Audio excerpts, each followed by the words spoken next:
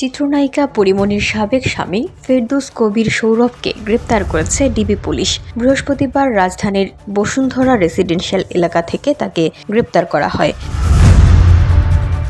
জানা গেছে, গ্রেপ্তারকৃত আসামি সৌরভ যশোরের কেশবপুর পৌরসভার আওয়ামী লীগ নেতা মেয়র রফিকুল ইসলামের সহচর। তিনি সাবেক এমপি শাহীন চাকলাদার গ্রুপের লোক ছিলেন। সৌরভের সঙ্গে ২০১২ সালের ২৮ এপ্রিল বিয়ে হয় পরীমনির। দেনমোহর ছিল ১ লাখ টাকা। কিন্তু বিয়ের ২ বছর পর থেকে পরীমনির সঙ্গে দূরত্ব সৃষ্টি হয় সৌরভের। সৌরভ কেশবপুর পৌরসভার সাবেক নারী কাউন্সিলর শাহানা কবির ফাতেমার ছেলে।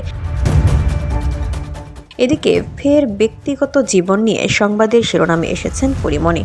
কোনো এক পুরুষের বাহুডোরে মাথা রেখে নতুন করে চর্চায় উঠে এসেছেন তিনি। কে সেই ব্যক্তি, তা নিয়েই এখন ব্যাপক আলোচনা। ধুলো, ময়লা ও ক্ষতিকর ধূলিকণা থেকে নিমিষেই মুক্তি দেয় চৌধুরী এয়ার পিউরিফায়ার।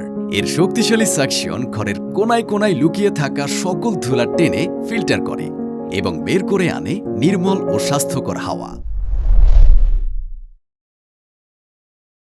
মঙ্গলবার রাতে নিজের ফেসবুক অ্যাকাউন্ট থেকে একটি ছবি প্রকাশ করেন পরীমনি, যেখানে ভালোবাসার মানুষের বাহুডোরে দেখা মেলে এই অভিনেত্রীর। সেই ছবি পোস্ট করে জীবনে নতুন করে বসন্তের আগামী বার্তা দেন পরীমনি, যা মুহূর্তের মধ্যেই নেট দুনিয়ায় ঝড়ের গতিতে ছড়িয়ে পড়ে।